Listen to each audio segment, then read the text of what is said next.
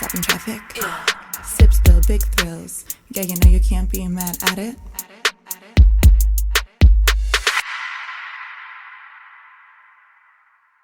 Hi guys! Hi everybody. Welcome back. Welcome back. We have some fun stuff planned for today. This is going to be a fun episode. Yes, I think that a lot of people are like, this is always like the unspoken, the things that you want to talk about, but you don't really know how to talk about it. You don't know if like what you're going to say is going to be weird or wrong or whatever. But we're going to do it. We're mentioning it all. Yeah, today. we're going for it. All of it. So, and we have a guest. Yes. Sarah. Hello. Thank you so much for having me. Of course, thank you for being here. And you are I am a certified sex therapist. I'm a social worker. I have my master's in human sexuality, my master's in social work, and I got my ASEX certification in human sexuality, so I'm super specialized. In all things sex. Yes. So we're going to get a little weird. Yeah, I love it. Just in time for the holidays. Yeah. Yes. That's, if there's any time during the year to get weird and sexual, it's the holidays. Jingle and the balls. Jingle and the balls. I think holidays are very sexy. They are. Santa elf role play. That's a nice power dynamic. We were just reading about the different Christmas lore, and it was not sexy. Well, one of them was, and it was a goblin who was, what was the word that they used? Grotesquely hung. Yes, grotesquely hung. Interesting. And that was in what, Austria or Austria? It was some Austrian folklore about Christmas and goblins and Santa. Okay, see, Christmas can certainly be sexualized, grotesquely hung.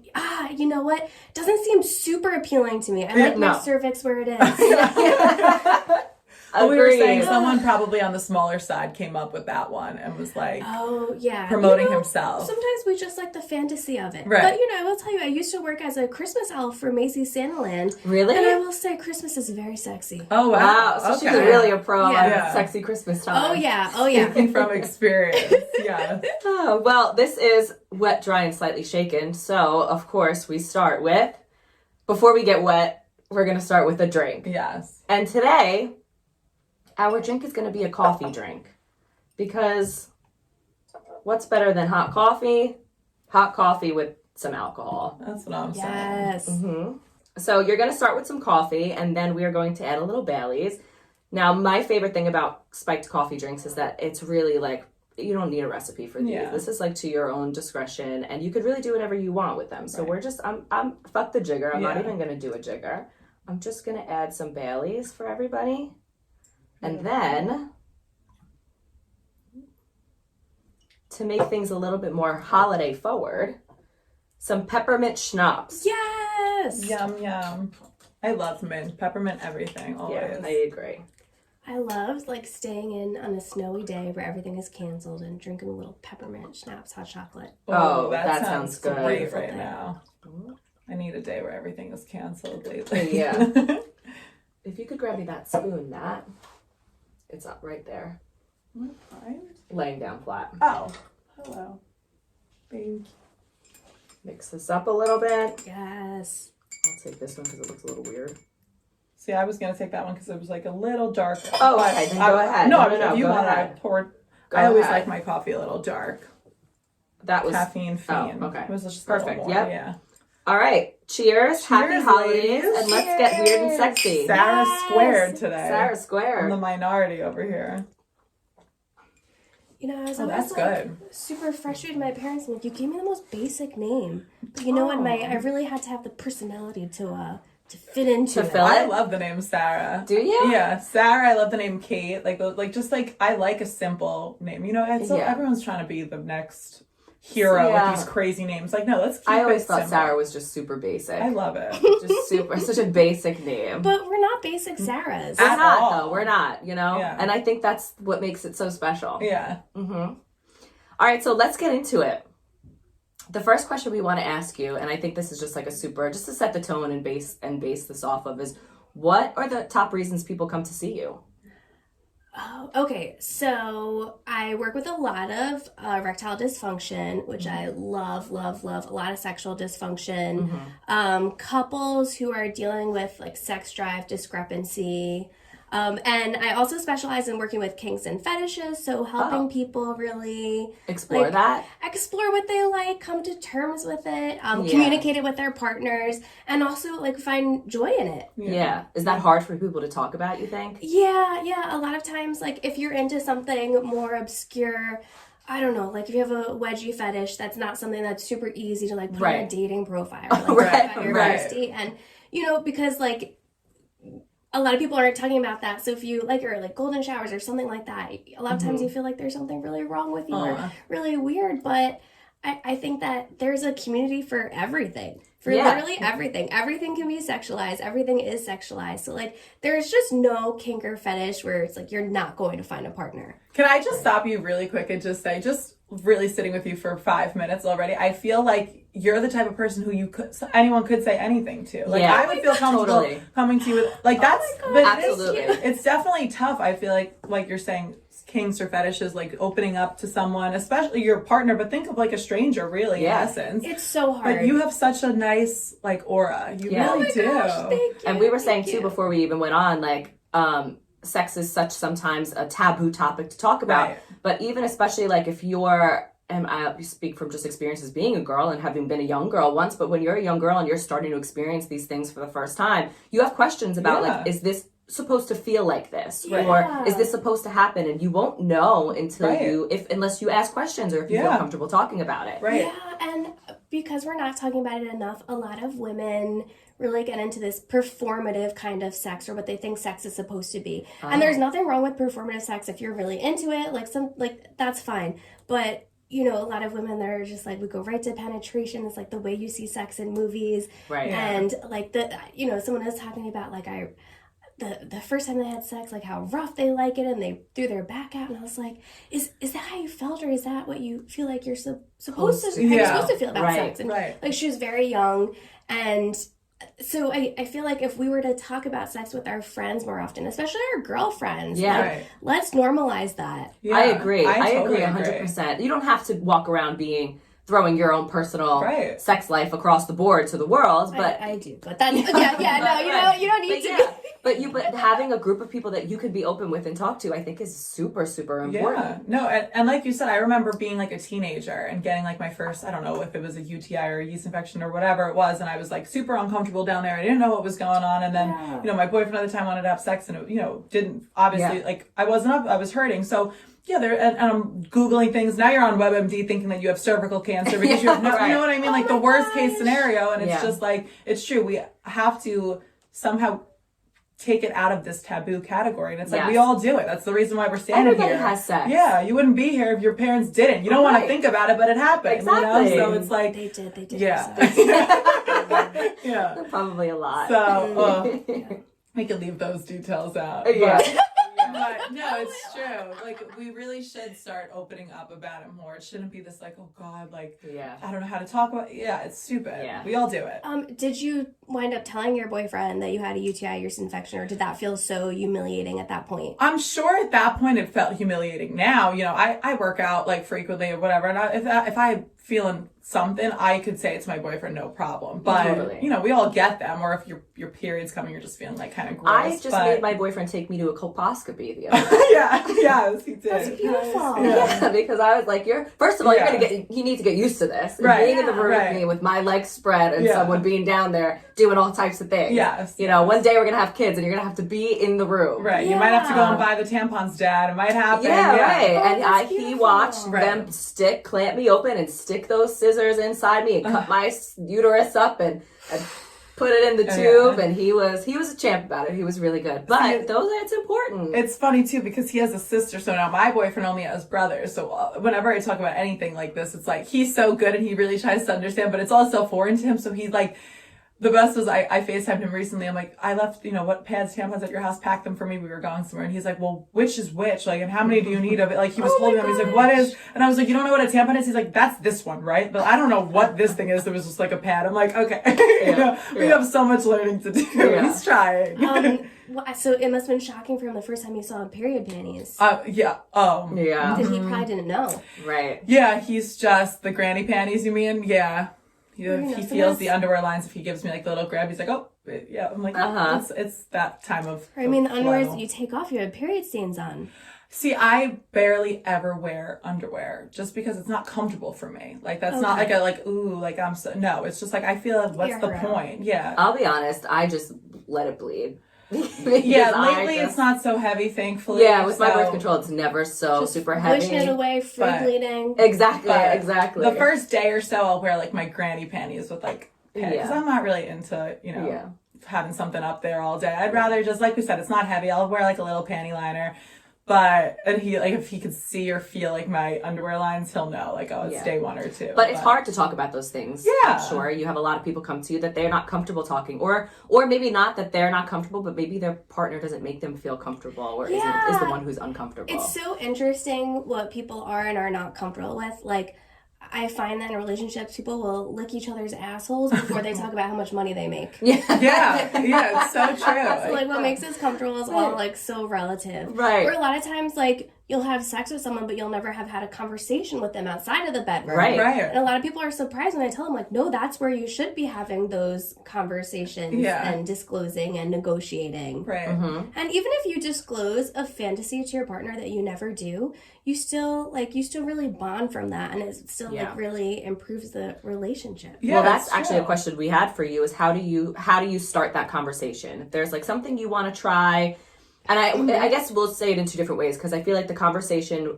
there's 2 that you have to have. One about like your fantasies, and then there's a different one that's maybe not fantasy or fetish driven, but like what you need from them or more of in the bedroom. Yes. How do you start those conversations? Okay, so I think that if you're going to have that conversation with a partner and you're really nervous, the first thing you can do is let them know, like, hey, I want to share something really vulnerable with you, and or I've never shared this with anyone, or this is really tough for me, but it's something that's important to me. So I think that if you let your partner know that you're being vulnerable with them, hopefully they're not an asshole about it. And if they still are, like, that really is more about them than about you. Yeah. Right? So if they have a negative reaction, you might be like, oh my God, is what I like so weird? Like, no. The issue is the partner who's, like, not making you feel accepted, right? And making your partner feel accepted for a fetish or kink doesn't necessarily mean you have to embrace it, love it, do it. You can say, I love that for you, not for me. If that's something that you like masturbate to, watch porn to, great. Right. Or, if it's something that you don't actually want to do, but you want to support your partner through their fantasy, just like talking about it through dirty talk. Again, bring it back to the wedgie fetish, describing receiving a wedgie from your partner while you're having sex instead of actually receiving one. Because so much of sex is about fantasy and not and not actually having sex. Yeah. What is the wedgie fetish? Oh, well, so with every fetish, every kink, there's then a spectrum of what people like about it. Okay. So for some people, they might like receiving wedgies, and some people might like giving wedgies because it's you're still manipulating someone else's genitals. Mm-hmm. Okay. Gotcha. Power dynamic, yeah. What is the fetish or kink that you like come across the most that people are into? Feet. Really? Yeah. See, I'm like, we always laugh. I have the ugliest feet. I'm the first one to say it, and my boyfriend will say it, and I'm not offended by it because it's something I just do. Like, they're just not nice feet. I have to buy all wide shoes. So, like when that whole like sell your feet pics, I'm like, I would never do that to somebody. But there's a market for everything. Someone would love to masturbate to your ugly feet. Ugly wide feet. Yeah, somebody that's gonna turn somebody on. I would just literally feel bad taking $1. I would give it for free if it's really like it would be like pro bono work, honestly. Like, just because it's like, I keep your money. I don't even want to have it, but if this is doing it for you, all power to you. But even with so take foot fetishes. Some people might like big feet, little feet, clean feet, smelly feet, dirty feet. Like, there's such a spectrum of like. Then there's shoes, beat up shoes, heels, smelling shoes. Yeah. So it's not just feet. There's a whole bunch of. There could be more to it. So many different kinds of feet. So. Yeah, that's probably the most common one, and every guy is like so ashamed of it, and I'm like, oh, well, I think it'd be fairly easy to find a partner who really likes foot rubs and things like that. Right. So I'd love a foot rub. Yeah, please. That's not so bad. Yeah. So really helping people find the positive aspects of what they like in bed, how to negotiate that with their partners in a consensual way. Yeah. Now, how do you broach the topic of like, you're not fulfilling this for me in the bedroom, or I need more of this from you? Oh my God, it's so tough. And I encourage people to have those conversations in couples therapy or sex therapy if you have access to it, but I get that it's not accessible to everyone. But I think that, again, stating that you want to share something vulnerable, that you love your partner, that you want to be friends with them. So I think that the way you set that up, and also timing. Yeah. Timing is a huge talking about one. sex in any way, right? Right. You know, maybe if someone's had a stressful day at work, that's not really the, you know, they just come Time. home. Maybe you've been thinking about it all day and you just want to get it out, but, you know, you really, like... Read the room. Yeah, putting time aside, saying like, hey, can we have a relationship check-in at this time? Or like making it just a regular thing to have a relationship check-in. I personally feel like if you're not like pleased in whatever way, that it would be like if I was on the receiving end being told that like my partner wasn't pleased, I think that I would rather it be like during the action. In the bedroom. Like, tell me what you want from like, me tell while me right we're now. doing Yeah, it. so like we could, now I know for next time, but like if you're like gonna hit me with it while we're like having breakfast, I'm like, oh fuck, like was he up all night thinking like this bitch sucks, you know, like if she doesn't start working on this now, like she's really like thinking about it. Like I feel like it would be easier to have those conversations, in the moment, like you said, in the bedroom. Yeah, for sure. So then that would be a good conversation to have with your partner, saying like, hey, if we're talking about sex, I really want instruction while we're doing it. If there's something you like or don't like, I'm really open to you saying like, hey, I like this, not so into this, or even like moving your partner's hand or where you want it to be, or letting them know that you're okay with them doing that. Because sometimes, you know, we want to give our partners feedback just like a little bit to the left, but you don't want to hurt their feelings. But like, but how do they know? They're not feeling it. Yeah, your feelings shouldn't be hurt. How do they know? How do they know? So I think that communicating that, like, hey, you have my permission to do this because I want to make sure you're having a good time. Right. Yeah. I think that that's like big for sure. Like as a professional, you would advise like that's sometimes an easier way of going about it than talking. I would usually advise people to talk about it outside of the bedroom. Oh, really? Okay. Yeah, but for you, if you know you're comfortable a certain way, then you should definitely let your partner know, like, hey, this is this is what I like. This is what works for me. That's interesting. Yeah. Speaking of like fetishes and stuff, and like people getting into that, and the selling feet pics and those kinds of things, like because the internet is now what it is, right? And there's so much accessible to everybody. Do you think that that's affected people's in-person sex life? With how much they can get off on the internet. How's it affected people's in-person sex lives? Like porn addiction, or, you know, are guys like, if they watch, you know, so much porn and stuff like that, and then like they get to the bedroom, the real bedroom, and they just... Their expectations are all over the place, and not even for their partner, but maybe for themselves. But sometimes if you're not having the best sex, you pull from your mental spank bank.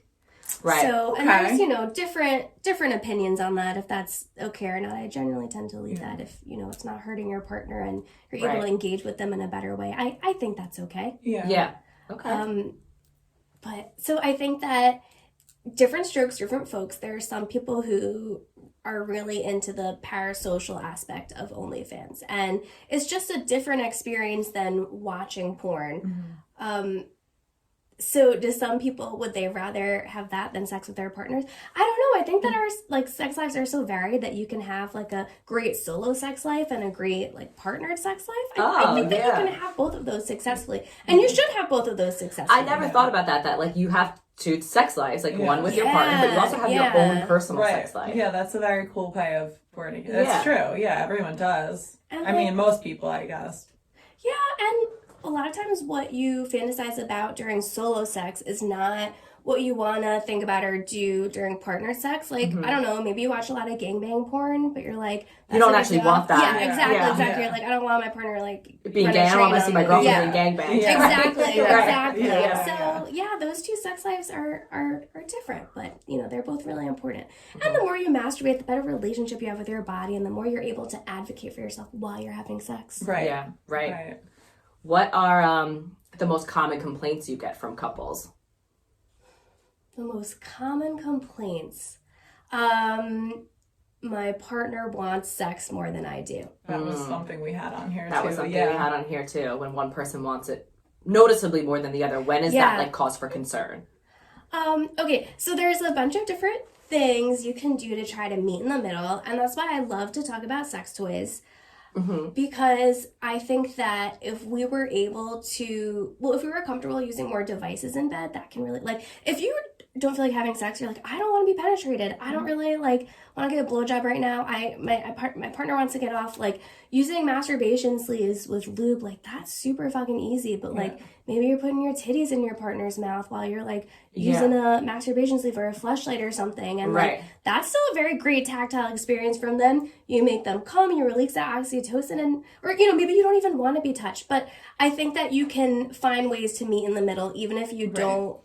You're having sexual expexperiences. Yeah. And then your partner feels like they still feel close to you. I think that whether you make someone come from like your toy, a mouth, or a hand, like, it's still coming from you. Right. Yeah, that's big, because we've all been there. You know, like my boyfriend just ran like an ultra marathon this past week, and he ran a 50-mile marathon. And you know, we're in a hotel room together, and everyone knows, like, when you're in a hotel room with your significant other, it's going down. But like, no, he's not up for it this weekend. Obviously, his body is half broken. How on earth could he be? Yeah. He's like, and wouldn't it be that Man. crazy if you expected that from him? Right. You guys got into a fight about it? But stuff like that happens. Right. Or like, you know, girls on their periods, and now they feel bad to like deny their boyfriend because you don't want to, you know, but you don't want to clean up a messy bed. So it's like, you're right, but there are other ways, and then you don't have to feel bad about it, and then it still makes your partner feel like you love them and you want them, and you're not like, it's true. Because you hear like one denial, it's like, you know, he's not into me, she's not into me. And it's like, no, like, we're human. Sometimes you're just like exhausted, or you're bloated. You just had a big fat greasy meal, or you're like,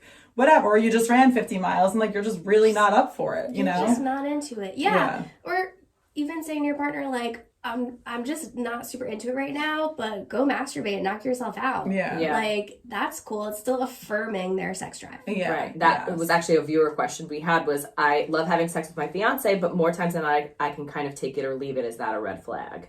No, not at all. And it's only a problem if it's a problem. So like, is their fiance upset about it? Do they feel like they're lacking something? Right. But if their partner is like, no, we can have sex every once in a while, and that's cool, and I have an active solo sex life or whatever, like, it's only a problem if it's a problem. Yeah. Mm-hmm. I think that we compare ourselves to like what we think our sex life should be. You know, because like what we see in movies, that is just not super real. Even what we see in porn, and porn is like fantasy. It's great. I'm an advocate for porn, but it's not sex ed. And also, I think like porn is not sex ed. Porn is not sex ed, but I think what happens also, which is just, you know, human nature, everyone will say, like, sometimes, not always, but a lot of the time, the longer you're with a partner, you know, you're not going to have that like crazy, or, you know, maybe before you're like seriously dating someone or married to someone, you're having this like hot, crazy sex all the time. And then, you know, like life kind of happens, and you're busy and you're working, and you get to that's another viewer question. You know, and like, and it shouldn't be this like, oh, you know, we've turned into just roommates and it's done. And it's like, no, like, I hear that a lot. You know, like, you could love someone more than ever before, and just like your sex life necessarily doesn't like it doesn't have to directly correlate with like how you feel about them romantically. So I think it's big, and being open with your partner is like a huge aspect of it. For example, say you guys just had a baby, right? And you just have so much love for your partner. You guys just created this little miracle together, okay? But you're changing diapers all day. You're not getting sleep. Like, your life isn't super sexy. Why would you be turned on? Yeah, right. You know? So it's like, not wanting to have sex doesn't necessarily mean there's an issue in the relationship, that you don't love your partner. Yeah. And that was a viewer question we had, is when my boyfriend and I started dating, we had an insane sex life. Now we've been together for a couple of years, and the sex is still good, but not as wild and not nearly as often. Is this just adulting getting in the way, or is this an issue? So when we're with the same person for a long time, the novelty wears off. You get in the routine. You know what they like. They know what you like.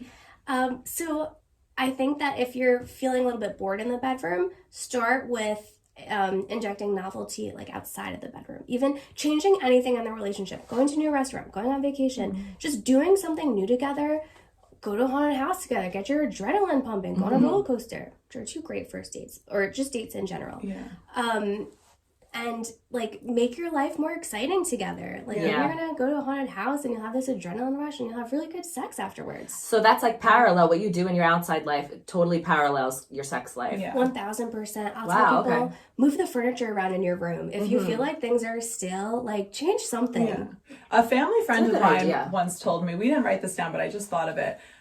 She's like significantly older than I am, and she told me, is this true? I have to ask you as a professional, that if you have sex with someone who is like, you know, maybe everything's going great in your life right now, and you're like a positive person, but you're having sex with someone who's kind of going through it, maybe like lost their job or whatever the case may be. Yeah. Can you pick up on their feelings just by like, will you adopt what they're feeling from having sex with them, like chemically? Is that like a myth, or does that actually happen? If your partner is she was like, depressed, be careful, you know, and you sleep with them, you're gonna catch depression. Something like, or you somehow pick up on some. I don't know what the hell she was saying, but something like that. Like, you always have to be careful. God, I hope not. Who you sleep with, because that chemical like exchange is whatever. And I'm like, is that true or is that a myth? That's something that Lady Gaga said, that she doesn't like to have sex when she's creating art because people will take her power through what? her vagina. Is it she said true? Like, I don't think so. I don't think so. Right? Like, is that possible? I think you can definitely catch someone's, if you are in a relationship with them and just being around them all the time and they're always negative and they're always, you know, whatever, you can totally start to feel that but I don't think it's like an STD you can catch from somebody. Right. Like, that's what I was like, and it always stuck with me. And I was young when she said that, and I was, you know, fuck, like, then should I be aiming for the greats? Like, because I want to be, you know, like, am I looking for excellence here? Like those, like, rare form people? Yeah. You know? Once you wake up at 3 a.m., start their day like a Kobe Bryant type, like, okay, everyone else, other than that, keep your energy to yourself, you know? I guess you're right. Maybe it's more of, like, who you're just surrounding yourself with, and not actually someone who you're, like, engaging in sexual what about whatever. sex workers? What do you mean? That's, like, so much different energy to pick up from so many different people. From different people. Oh, Totally. right. Yes. I would hope not. A lot of sex workers feel like they do some kind, like some Reiki healing. So like there is something to be said for energy exchange during sex. But I don't know. I don't have a good answer to that. I would like to just say that it would make you feel better after. Like, let's just say that you're not taking any negative energy. Like, we're just putting positive energy out there. We're all happy now. You know, I like that. Let's go with that. Yeah. Would you say that you see more couples, or you see people more individual together, or, you know, or just demographics in general, men, women, older, younger? I see very wide varieties. I have couples, I have individuals. I have people that are 18. I have clients that are like in their 70s. So it's so varied. Everyone has sex problems in some capacity. Everyone. But sex problems are very different by generation, and it's so striking when I have a boomer client and then I have a Gen Z client right after, and like the boomer client is like, how do I come to terms with the fact that I'm bisexual and this or that, and then Gen Z client is like, well, my boyfriend's girlfriend's boyfriends when they were renegade, and it's just like so different. It's so different, and I do think that Gen Z is like changing the world of sex a little bit because they're just like so out there with it. That was actually a question we had on our list for you. Is so that good at this. What? So good at this. Yeah, you're just running through Reading everything. mine. Yeah. Just really mind reading here. questions. With everything, the topic of sex being so big lately, and you know, bisexuality and even like trans and that whole conversation that is really like such a focus in the world right now. Yeah. If you've seen a difference in the people that come to see you that are maybe like, I guess, more open to talking about it, and I guess you said that they are, it's so much more of a. And do you have more people that come to you maybe with questions on their sexuality now? I have a lot of people who kind of know what they like but feel weird or insecure about it. Right. And I definitely have some that's people that are sad. like, I'm just not into sex. Like, what should I like? And it's like, it's okay if you're not into sex. Right. It's on a spectrum of like asexual to hypersexual and everything in between, and you might fluctuate. Like, maybe you have a whole year where you're just like, I'm not into it. Yeah. And then like you come out of that and you're like, no, I'm ready. Yeah. I actually just saw, I can never say her name, Emily whatever the hell her last name is, the super skinny model. I know exactly she was doing Emrata. Thank you. Yes, Make it so much easier. Emrata and Julia Fox, right? That's the Kanye West right. They just did a thing, and Emrata was saying that she's like super into sex and like she loves having sex or whatever, and Julia Fox said she like is not about it at all. Like she could take it or leave it. Like she just does not really want to have sex like ever. And it's so funny because I have a couple of friends I have a friend who like really isn't into sex at all. And then I have one friend who's very much so into sex but hates oral. Like not giving it but getting it. Hates getting it. Okay, So wait, it's like is it everyone. It's a woman that hates. Yes. Okay, let's talk about that. I have a lot of let's feelings talk about about this one. I have a lot of feelings about this one too. Yes. If you don't like it, you ain't getting it done right. Yeah. Well, that was another one of our write-ins, which let's start there. Okay. What did Well, no, let's start here first because that kind of has a different different take. to it. Okay, Yeah. all right, fair enough. Women that don't like it. Do you experience that a lot in clients you speak with? Okay. All right.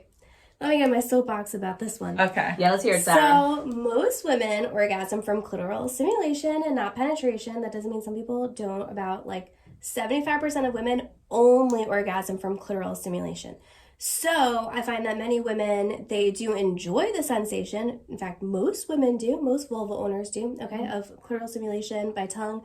But a lot of times people don't like it because they're like, am I taking too long? Does it smell good? Does it taste good? And this and that. And like, no, vaginas smell and taste like vaginas. They're perfect. They're great the way they are. Right. And when do you ever have a dick in your mouth where you're like, This tastes great. where you're just like, this tastes like lavender. Yeah. And no guy on this earth is like, oh, my dick doesn't smell like sandalwood. Is that okay for you? Yeah. Like, no. So I just feel like, I wonder how much that would change if, you know, women were more likely to say fuck it and just like enjoy it, and however long it takes. And the more you're thinking about how long it takes, like the longer it's going to take, Right. of course. But if you can just say like, you know, I'm not like in the most comfortable position when I'm giving head, and that's okay. It's like about giving someone else pleasure. It's not like necessarily for your own comfort. Yeah. So are you saying that like the women who don't really like receiving oral, it's more than not more of a mental thing for them and not actually the physical thing? I want to say yes. Okay. I wanna say That yes. actually makes a It lot more definitely sense. does. There's just so much like pressure put on women, I feel like in general, but just like keeping everything perfect. So yeah, I could Right. definitely see that happening. And we have so much going on down there too. Like your vagina is like a self-cleaning system. Yes. And like So it just beautiful. it takes care of Yeah, itself it and it does. does things. Yeah. We can't control it. Right. But then right. you also have like, well, does it look right? My labia aren't the same sex. But you know what? Labia are sisters, not twins. Oh, Right. I They're love sisters, that. not They're not twins. supposed to be symmetrical. If it's okay if they are. Yeah. Right, Yeah. right.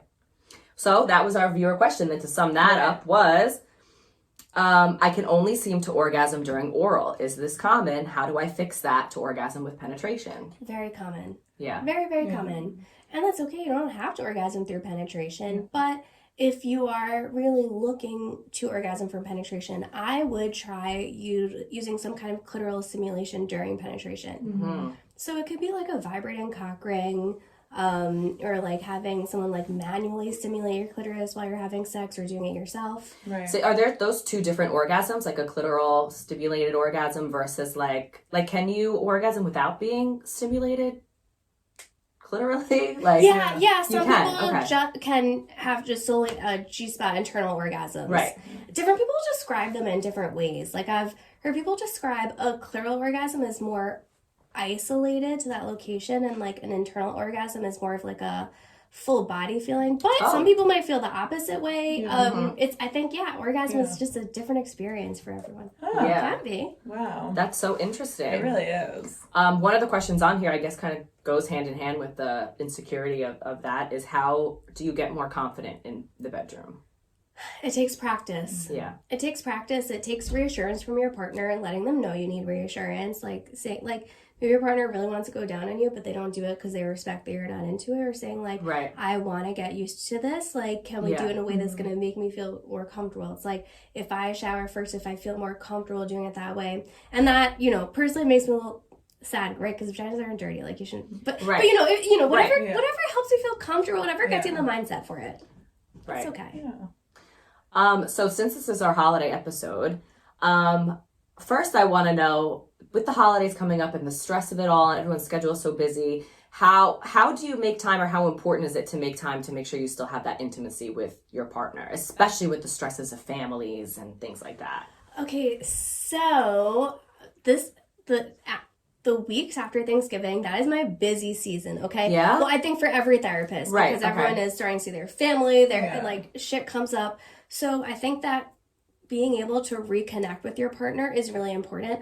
Also, there's so much fighting about in-laws. Yeah. So much. It's a stressful topic of like, who do we spend the holidays with? And some people's like family could be more overbearing or like just it just creates a whole host of insecurities. So yes, reconnecting with your partner in some kind of intimate way, I think can be really important over the holidays. Yeah, because it's like something that's just for the two of you. Like you're not bouncing around. So you're in different families and who's stressing who out and whatever. And it's like a reminder that like you're in this together. Yes. Right? That intimacy. And that like, okay, a lot of our identifying like our issues are external right now, but we're on the same page. We're good. Right. How important do you think sex is like in a relationship in general? Depends on the relationship. Good answer. For some people, it's not important at all. For some people, it's super important. Right. And it's tough when those people get married. It's tough when they get married? When those two people marry each other, right? Yeah. Or right. in a relationship, and that happens. But there's different ways that you can make up for that difference or for that discrepancy. Yeah. And like, I'm a big fan of non-monogamy. I feel like, it's unrealistic to think that you're gonna fill every single one of your partner's needs. Right. You just can't. You're gonna set yourself up for failure if you expect yourself to be able to do that. So like, okay, maybe you don't like giving head because like you have a gag reflex, okay, and it's uncomfortable, but like something your partner really enjoys. If they were to hook up with someone who didn't have a gag reflex, and it's like, okay, you get that, and I don't have to do something that makes me physically uncomfortable, and I'm so glad that you have that experience, and it's not like this is better than this, like you have all of this because of me. So do you work a lot, I guess, with like open relationships? I do.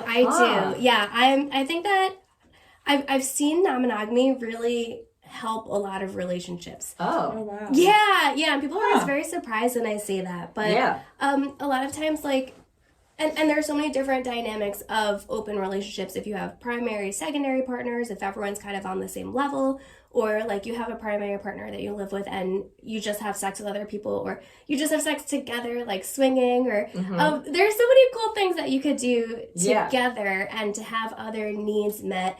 And a lot of times, a lot of people fantasize about threesomes, and a lot of the research says that people fantasize about the sensations, not so much the people in threesome. So if someone's like masturbating to a threesome fantasy, like typically they're not like picturing two people. Sometimes, right. But it's more about like a guy. It's more the sensation of it. Yeah, like a guy fantasizing about like getting a double blowjob. Right. It doesn't really matter who's there. It doesn't matter who's there, the people, not so much in the fantasy. Right. So do you recommend that as being something that, like, if both people are in the relationship are comfortable with it, something that they explore? Yes, because we were talking about how relationships get a little more stale as they go on longer. So you would think that, like, college-age kids are the ones who are more likely to have group sex, but it's actually older folks who've been together for a long time because that novelty wears off. And it really can, like, reignite that passion in the relationship. You're looking to spice it up. Yeah, and also I always say, and this could start some trouble, I always say let your partner flirt with other people because, like, they get that, like, boost in confidence, they feel good about themselves, and then like they bring that back to you and they fuck you with it. I like that. That's a good take. And that makes a lot of sense too, because it's like they can explore something, and like I think the main problem people have with relationships when it comes to talking about this kind of stuff is that you think it goes deeper than what it is. It's not you, it's not your relationship, it's not the life you want to build with somebody, the future you want to build with somebody, your goals, whatever. It's sex. It's a different this part of the sex is different, and it's unrelated. Right. And they can get that confidence booster, get that whatever, that flirt, and it has nothing to do with your relationship. Exactly. It has nothing to do with how they feel about, like, it's nice when someone compliments how you look, especially when it's a good looking person that you're attracted to. Right. That's a good feeling. You'd feel good about it. Your partner would feel good about it. And jealousy, it's just, it's toxic, but it's just like, it sucks to have to feel. So it's worth it to try to work through that and to try to fight it. There are some people that, like, they get jealous watching a sex scene in a movie with their partner. Like, are they looking at those boobs? They're bigger than mine. When it's just like, you know, all titties are beautiful in their own way. Yeah. All Right. perfect. Yeah. So, Right. right.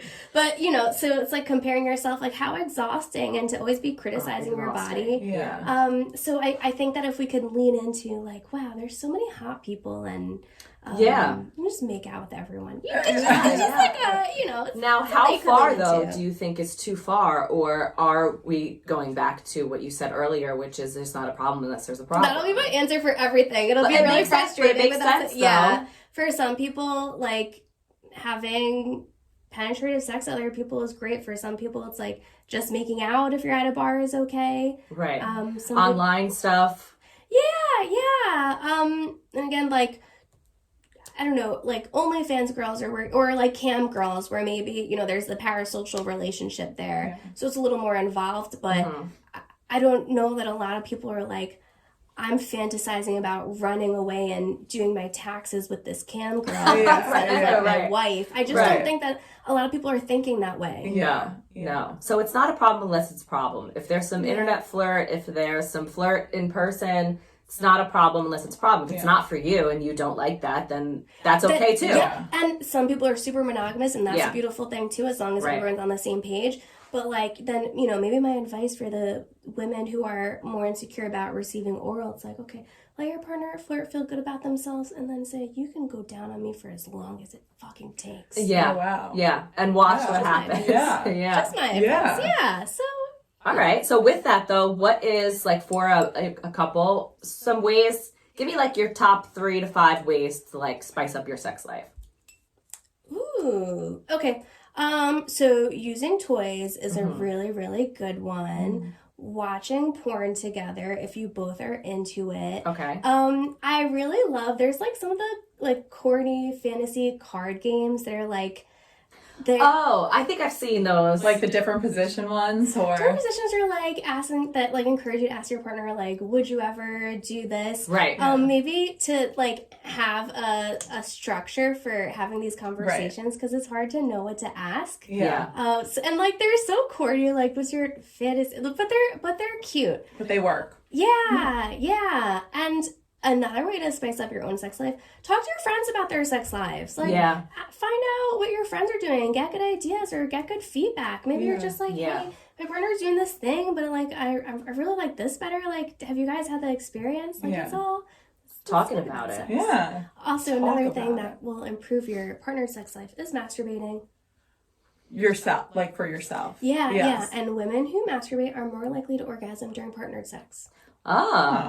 That's interesting, but I guess that makes a lot of sense. You're more in touch with yourself. Exactly. Yeah, that makes sense for sure. Exactly. Right. Now, when do you know, like, when you and your partner are just not compatible in the bedroom? And is that fixable, or is that like relationship defining and ruining? And when should you, like, when is it too far that you're like, we need help? I think that it's when problems start to arise, it's good to get help, because a lot of times couples therapy doesn't work because people go way past the point of needing it. Way past the point of needing it. Like, things are just too far gone. And at that point, you can see a couples therapist to figure out an amicable split, and that's fine. Like, breakups don't have to be so messy. They are, but they don't have to be. Yeah. Wait, what was the question again? If you and your partner are just not compatible Cut that part in the bedroom. So, okay, if you and your partner are not compatible in the bedroom, so, like, 2 people aren't going to like all of the same things, okay? Hopefully you have some overlap, but, like, again, you're going to fantasize about something that your partner likes. No 2 people have the same appetite or the same exact sleep schedule. Like, so don't expect that you have to like everything your partner does and vice versa. It's just not going to happen. And if there's a big discrepancy, if you guys are willing to compromise somewhere, like, say that your partner wants intimacy with you more often than you want it, and like you're gonna use toys on them, or even like guy using vibrators on a girl, like it's not so much work. So and that's just one example, but you can find compromise if you're willing to work at it. But if you're expecting that sex life should be easy, then you're not doing it right. So do you think you don't think it's really a thing that 2 people are just not compatible in the bedroom? I think it is. I think it definitely is. Like, say you have 2 people who are at total opposite ends of the spectrum, like someone's who is asexual and someone who's hypersexual. Although that could work out, right? Because if you are asexual but allow your partner to be non-monogamous, it's like you could have a wonderful relationship and all the romance, but they get that need met elsewhere. So that could work. So it's a lot of compromise. Yeah. Right, and then that means you are sexually compatible because you are getting what you need or don't want sexually, but your partner is, and you can still be in a relationship with them. Absolutely. That's good. There's a solution to every problem. If you want there to. And you can say, you know what? I want someone who's hypersexual, and that's okay. Yeah. So one of the things we've always like talked about, even here too, or like in our own like lives in general, is that like we always feel like sex is so different for men and women, and it always seems like the man can just get off with anything. And with women, it's so much harder, and it seems like more of a mental thing. Is that true? Yeah. And what's the difference? Well, I find that a lot of women will masturbate to a lot of like erotic stories more than porn, where like a lot of guys will fast forward to the penetration or to I think that women a lot of times need more of an emotional build-up. Okay. That makes sense. I'm not sure exactly why that is, but there tend to be some differences in how we get off. Yeah, it always seems like a guy can just like literally stick it in like a fucking watermelon and be done. Yes, they can and do. You know? But for women, it's like harder. Yeah. Also, random, but until I became a sex therapist, I didn't realize how many young boys engage in circle jerks.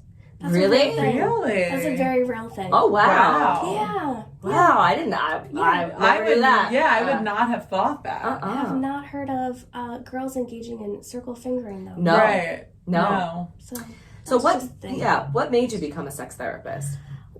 Well, okay, so I've always been very interested in sexuality, and I went to an all-girls Catholic school, which like only made me more curious because it was so forbidden. Yeah. And we had abstinence-only sex ed, and I just remember thinking like, I just feel like they have it wrong. Like, I just like, wow, they don't masturbate. Like they must like have bad sex lives. I don't know. Or a lot of people take that and they internalize it like, oh, sex is bad. Like, but I was just like, I turned it outward. I like totally judged them. I was like, they don't know what's going on. So I kind of, I did some exploration on my own. And I remember like coming to lunch one day and like, I don't know, I was 14 and telling my friends like, do you guys know you could have 2 different kinds of orgasms? And they were really freaked out. They were not. It was just like a weird conversation to be having. But I was just like, why does this make people so uncomfortable? And I was just like, I just want to be in the world of sexuality. When I was 18, I started working at a sex store in Midtown Manhattan called Eve's Garden. And it's like this super high-end sex store. And a lot of women would come in referred by their gynecologist, their sex therapist, for different sex issues, or like women who had been married for 30 years who had never orgasmed before. I would take out the book, we would look at the diagram, I would walk them through all the different toys. And it was so fun, and like people really just wanted a space where they could feel comfortable talking about all the weird shit that they're subconscious about. And I was like, I want to do this forever. I want to do this on a clinical level. So many, many years of school and student loans later, here I am. But I'm very, very happy to do what I do. And I love helping people feel comfortable in their sexuality. It's like, it just causes us so much inner turmoil, and it doesn't have to. Right. It's so true. It doesn't have to. Are you able to write, because you were saying a lot of erectile dysfunction and whatnot, can you write prescriptions as a sex No, therapist? I can't. Okay. I can't, but I can refer to other doctors. Interesting. Is that like the main problem you see most that men will come to you with?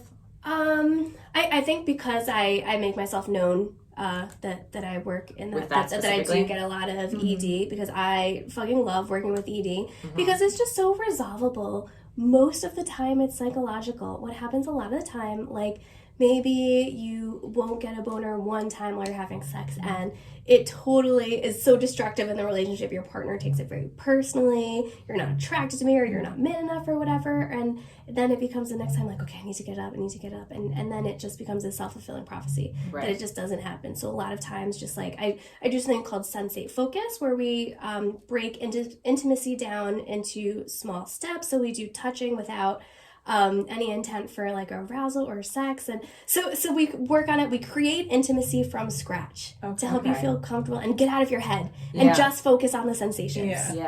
Wow. So men and women, I guess, have to get out of their heads. Just turn it off for a second. Yes, Turn it yes. off. Yeah. Try to just focus on what it feels like. Easier said than done. But, you know, we do get caught up in, like, what do I look like? If you're on top, like, is my stomach hangover? And it's just like, no, I don't think that other people are critiquing us while we're having sex as much as we think. Yeah. Like, I remember doing group therapy at one job and I had men and women in the group.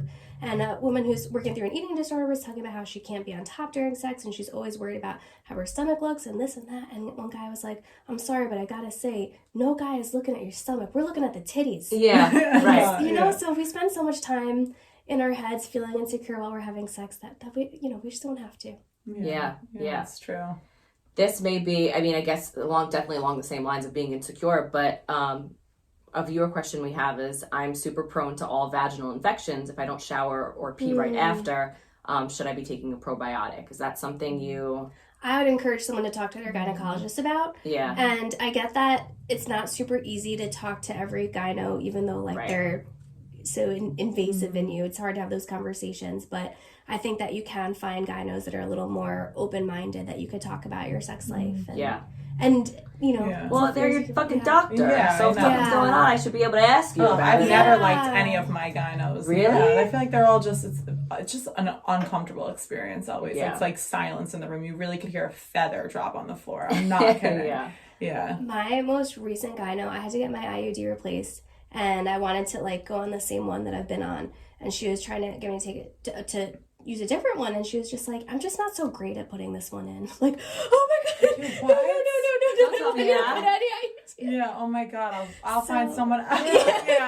And I did, you know, wish her the best. But it's tough to find the best doctor. But, and also like working through the discomfort. A lot of people are like, I can't talk about this with my doctor, and it's like, okay, it's gonna be uncomfortable, but as long as you get the treatment that you need, you'll be so much better off for it. So like the few moments of discomfort, if your doctor isn't super comfy, then it's still worth it. But hard. Yeah. So what do you think is like the biggest misconception about like sex in general? The biggest misconception about sex is that there's this cultural script that it's supposed to look a certain way. And I just tell people, forget everything you thought you knew about sex and just explore it feels good for you. For yourself. Yeah. Right. I don't know, it doesn't Write your matter. own script. If you want to like put your dick in someone's armpit, like hell yeah, go for it. You know, like do it, damn it. Whatever works for you. You're not gonna see that in the movies, but it's not about following any sexual cultural script. You know, it's just about doing what feels good with that you and your partner on, you know, consenting terms about. Right. Yeah. All right. Well, I know what I want to get into. I know what Sarah wants to get into. Because it is the holidays, and we want to talk about sex toys. Yes. And the reason we want to talk about sex toys on the holidays is because we want to give you guys a gift guide. For those people in your life, whether it be for yourself, your partner, your friends, your whoever grandma. It is. Your grandma, if she needs it. You know, who knows? You can have sex at any age. You should be experiencing pleasure at every age. At every age. Yeah. So let's get into some toys. Okay. So for the beginner vulva owner, I would go with the womanizer. It's got the air pulsing tech, so there's no physical touch. Okay. So what is this? This is a toy. It's a suction toy. It's a suction thing. Yeah, so it's like different from vibration. It's just air pulsing. It really simulates the feeling of oral. Oh, okay. Yeah, and I have never in my anecdotal evidence, no one has ever told me that they have not orgasmed using a womanizer. Oh, wow. Yeah. So especially if you're a beginner, and it's really cool. It's just a different sensation. If you like more of the traditional vibration, I like something called the We Vibe Tango, and it's just like a little. It's not a bullet. It's a little bigger than a bullet, but it's not like the plastic material. And it's really loud, but it's not like. Different types of vibrators have different types of vibrations, right? So something that's battery operated is going to be like buzzier and louder, but something that's rechargeable, it's going to be a strong but smoother vibration and a little bit quieter. Okay. So you think about like the the rabbits with the big batteries and like they're so clunky, they look like a remote control. Like, you know, sex toys, we've advanced so much. We've come a long way. We've come a long way. And you know what? There are definitely people out there getting off to their rabbit that they bought in 1995. Right. And if it's lasted that long, good for you. Yeah. You know, so and if you're like, and this it's super is well made. Or if you're like, this is what gets me off, I'm going to keep buying these when they die, like that's cool too. But my personal opinion, there's better stuff out there. So not a big fan of the battery operated vibrators, but you know, you don't really see that so much anymore. Yeah. All right, so put that on your gift guide for sure. If you've never met someone who did an orgasm, right? Yeah, that should be number one. Yeah, and they have different suction toys. Satisfyer also makes suction toys that are really, really good. For penis owners, I fucking love Fleshlight. I love Fleshlight so much. Okay, talk to me about this because I follow you on Instagram and Fleshlight. I see a lot of the Fleshlight stuff. And I've got to be honest, I've never seen one in person, I don't think. And I don't exactly know what they are, what they do. It describes Okay. Let's get into the Fleshlight. Okay, so I've been in the sex toy industry for like 15 years, okay, since I was 18. And I've seen so many different companies come and go, companies that you thought were going to be the next big thing and super high tech, and then they flop. They totally flop. Fleshlight has been around since like the 90s because Really? it's a solid product. Oh wow. Okay. Yeah. So it looks like a Fleshlight, but you open it up and then there's like a vagina molding, and it's this like soft flesh-like silicone. So and it's tight, but it's expandable, right? Okay. Because if you put your dick in something that's tight, and like, so guys will be making their homemade fleshlights, which you really shouldn't. Like, don't put your dick in a Pringle can and and you know, people, it happens. They use what they have. Oh god. They're on a budget and they're using what they have. Well, yeah. But for this kind of thing, like if you're gonna put your dick in it, it's worth spending a little extra money, in my opinion. I saw a Reddit post, today I fucked up by making a homemade fleshlight, and they talked about how like it felt really good, and then they took their dick out of the contraption, it was bleeding. Oh my god. You can't have that. Yeah, you can't have that. Yeah. Anything you're doing to your body, spend the money on it. Right. Yeah, so something that's going to be tight but also expands with you is really, really good. Yeah. Okay. I just like, and you can get so many different kinds. You can get like the vagina, you can get a butthole, you can get like a butthole with balls hanging. Like there's just so wow. And like even, say that your partner really wants to have anal and you don't want to, but like you can kind of like get in the position on all fours and hold like a butt fleshlight to you. You could just like, what? You know, you can get creative with them. Yeah. There's not just one way to use them. And fleshlight, they also have like moldings of different porn stars. Oh, okay. So there's this very cool interactive experience, and it's like a super ethical way to get off, because a lot of times it's like, you know, people get in their heads about like, is this porn ethical or not? And you know, when someone has a molding of their vagina on a fleshlight and the porn that goes with it, like they want you to fuck that. They want you to watch that. Right. So it's like, it's really nice. It's an interactive experience, and they also make replicas of male porn star dildos. Oh, okay. Well, that makes sense then, I guess. Yeah. And then they have like the couples packs, which I think is so cute. Of the couples of the porn stars? Yeah. Oh, that's so good. And then you can like watch them together while like using it. It's so cute. It's so okay. cute. Yeah. So fleshlights. And who uses fleshlights? Like, it's like, I guess because they make them vaginas too. Like straight men use them, gay men use them, any kind of man, anybody with a dick can use a fleshlight. Any penis owner, and I am a big fan for women. If you do not feel like doing a whole lot, use a fleshlight on your partner. Like, you lube it up. It's very easy, you know, less work than like a hand job, but also feels better for them. Right. Wow. So you can come off quicker. It's just not a lot of work, which is nice, you know. Yeah. And you still, you know, you have that oxytocin release. So I'm a fan of that. Okay, cool. Yeah. The fleshlight. Cool. And if you're trying to get into restraints, there's sport sheets, which is really cool. So if you don't have like a bed that you can, or a headboard that you can really hook stuff up to, it's these restraints that they go under the mattress. Oh, Yeah. okay. And you restrain that way. Yeah, all right. yeah. Let's see, if you're into a bondage kit, there's this newer company called Edinista, and they make these like really cool like PU leather, so like faux leather cases with like paddles and whips and dog collars, and like they have different sets. It's really cool. So that's funny that you're mentioning all that, because one of the things we wanted to talk about before was with the internet and stuff like that. all of these like the pay pig stuff and the submissive stuff that's like such a huge thing for people, that like dominant submissive aspect of sex. Yeah, power dynamics are so hot. Yeah, people are very, very into that. Yeah, very big. Is that like more of a fetish thing, or is that just not, that's like a normal thing? Like, because I feel like every couple always has some kind of a power dynamic, right? To each his own, whether it be, you know, the man or the woman or whoever it is. Yeah, well, a lot of role play, like you think doctor, patient, student, teacher, that kind of thing. There are a lot of power dynamics, but you can also have like, you know, two strangers who meet at a bar that are on equal social levels. So you know, you can have good sex and good fantasy sex without a power dynamic, but I think, you know, when you have those roles to follow, it, you know, it can be really because it's like even like a student teacher thing, that's a power dynamic in itself. Any authoritative, Right. Now, what do you think about like the, was it you I was talking about this with, that there's like some like fetishist things where like these guys want to pay you to like literally ignore them. Or to like make like put them down and like be nasty to them, and like and they pay for it because that's like what gets them off. So what a beautiful thing, you know? I'll say I get paid to be a bitch. I love it. Man, everything is sexualized. Like there are some people, they're like, I just want to be a footstool.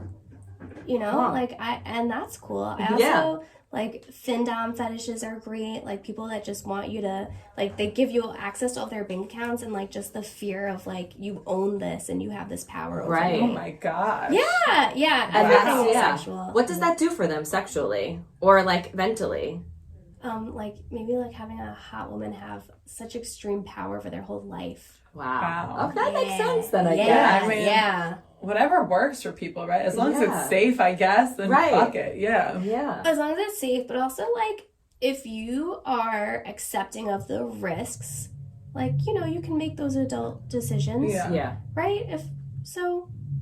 I say, you know, ideally no risk, but I feel like there's, you know, with certain things there's always that possibility. Totally. Right. Yeah, as long as you're prepared for that. All right. So what about sex toys for couples? What do you recommend for like both of them?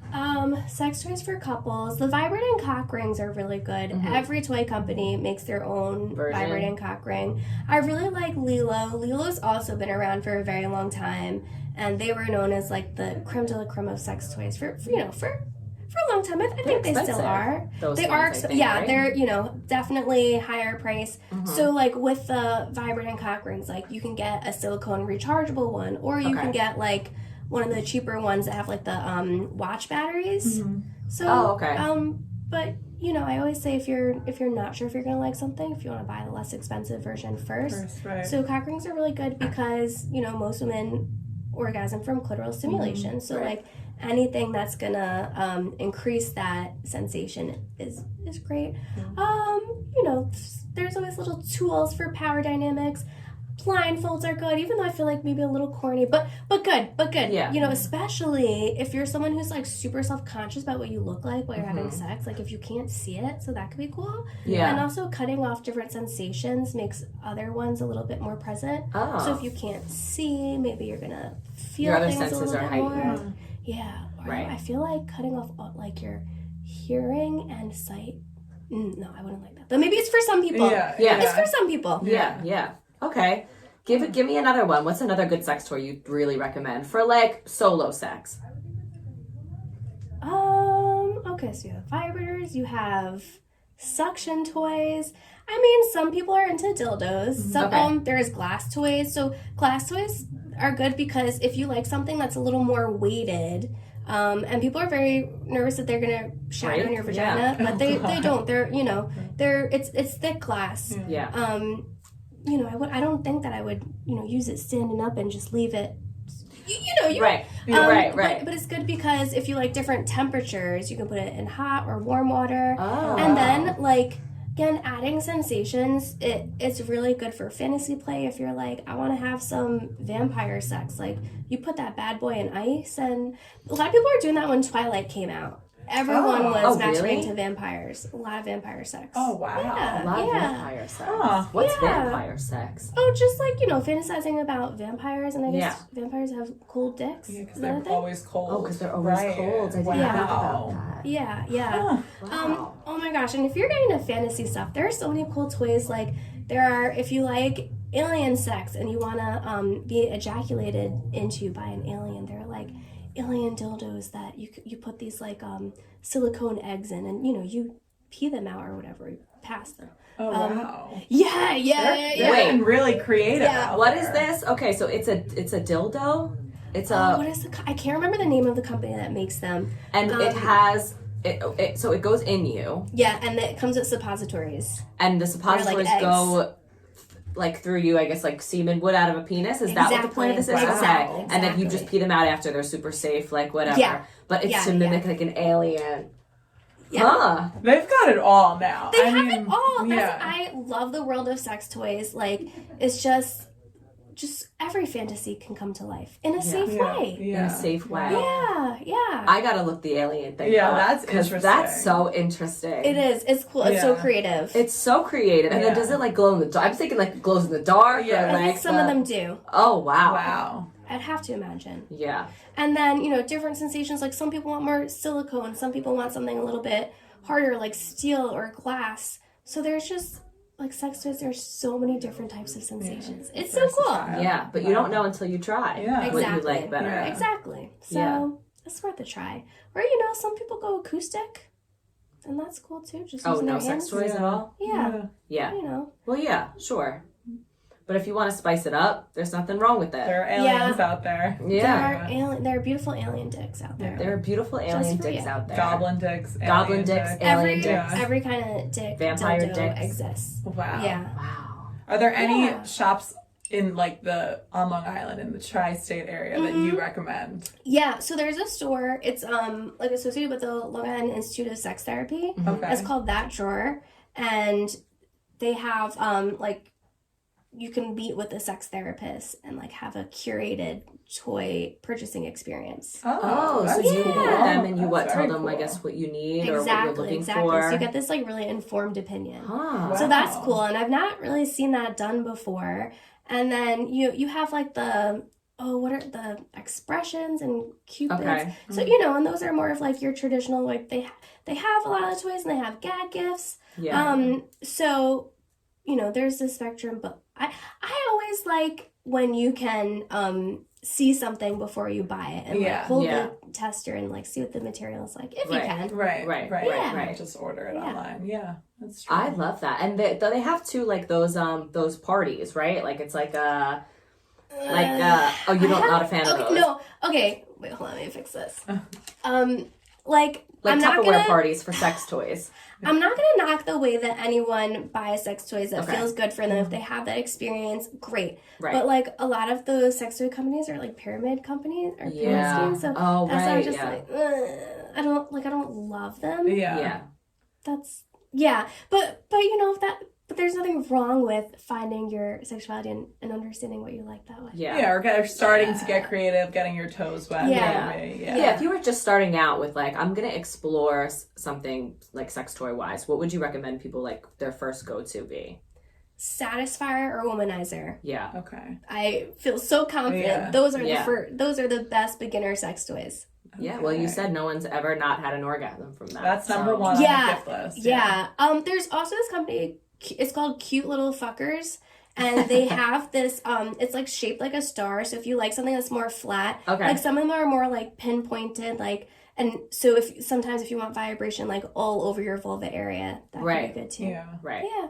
What are your thoughts on like dressing up in the bedroom? So fun. Yeah, you're about it. Yeah, so fun. Some people are, it's too much work and they just want to be naked, and that's cool too. But like Yeah. dressing up, it adds more sensations. It adds novelty. So like if you're like Right. we're really bored in the bedroom, I would try.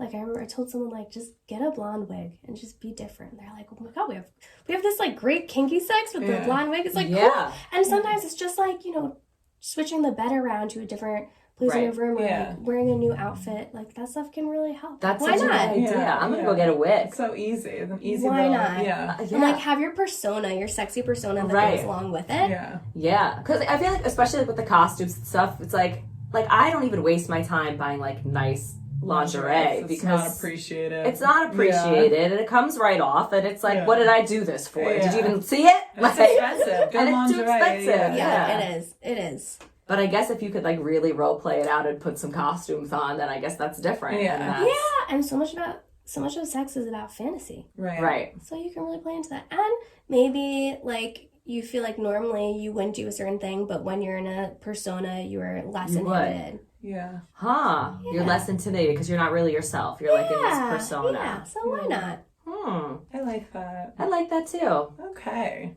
I like this. That was This that is was so super educational. informative. Yeah. I'm so Informative. happy. It really was. Thank you so much for being here. Thank you so much for having me. Yes, This was a lot of thank fun. you. This I was feel like so I'm much gonna fun. text you with my sex question. Please do. Yeah, right? Please do. Yes, yes. Well, thank you for being here. And we Thank like to you. end our episodes with our wets and our dries. Yes. What's making us wet these days and what's making us dry.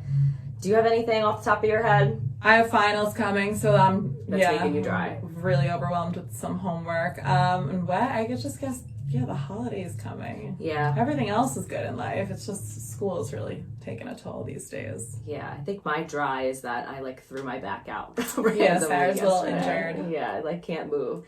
So that's making me dry. Wet, I would say the same things.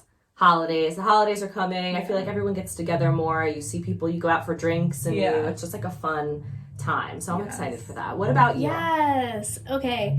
What's making me wet? I'll tell you. Oh, this weekend, me and my friends had a Taylor Swift party. Oh, We fun. all made drinks based off of Taylor Swift songs. Okay. So that- yeah. That's fun. Yes, that was a lot We of love fun. good cocktails here. Mhm. Yes, Yes. yes. It was a very creative party. What's making me dry? All the family trauma people are about to. Yeah. How busy your True. schedule is about to be from everyone's family trauma. No, well, I don't mind. I wouldn't say that makes me wet, but I don't mind it. You know. Yeah, right. Yeah. Aw. I know. Holidays could be tough. They could be great, but they could be tough. But now you have a whole bunch of gifts you can Yeah. get people, Yeah. sex I mean, toy based, Go to really, home and decompress. really make their holidays wet. Yeah. like, Literally. masturbate the seasonal depression away. Yeah. Masturbate the seasonal depression Yeah. away. Yes. Yeah. I love it. Trademark that. Yeah, Yeah. trademark Yeah, that for you sure. can- okay. Well, happy holidays, everybody. Yes, Merry happy Christmas. holidays. And I guess we'll see you next time Yes, we will. for, I guess that's going to be Thank our you final again. episode Oh. of the season Wow. when we see them next time. So, that's making me dry. Yeah. That Yeah. went so fast. So fast. Well, thank you again for Yes. being here. Happy Thank holidays, you. everybody. Get wet. Get Bye.